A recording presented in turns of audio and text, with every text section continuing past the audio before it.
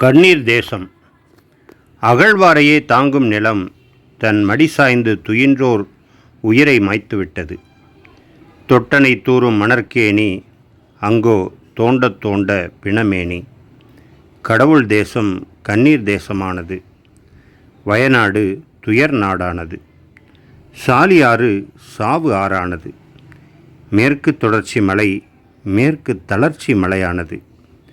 திங்கள் இரவில் உறங்கப் போனவர்கள் அடங்கி போனார்கள் செவ்வாய் காலையில். கனவுகளை சுமந்து வந்தவர் வாழ்க்கையே கனவாகி போனது. உறக்கத்தில் மூடிய கண்கள் திறக்கவே இல்லை. நகரமயமாக்க செயற்கையில் காணாமல் போன கிராமங்களின் எண்ணிக்கையை இயற்கையும் தன் பங்கிற்கு கூட்டிவிட்டது. குறிஞ்சி நிலத்தில் ஆறு ஓடிக்கொண்டுதான் இருக்கிறது. உயிர் எஞ்சிய மக்களின் வாழ்க்கையோ பாலையாகிவிட்டது. என்ன செய்ய? மனிதர்களைப் போல இயற்கையும் இல்லாதவர்களிடம்தான் சீற்றத்தை காட்டுகிறது. இந்த பேரழிவு சுயநல வர்க்கத்தால் விளைந்த செயற்கை சீரழிவு.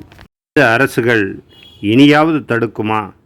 மலை உடைப்பையும் மணல் எடுப்பையும் வன அழிப்பையும் வயல் துளைப்பையும். கலைமாமணி மூயி அகமது மரக்காயர் அவர்கள் எழுதிய கவிதை இது. இனிய திசைகள் ஆகஸ்ட் 2024 இதழில் வெளிவந்துள்ளது.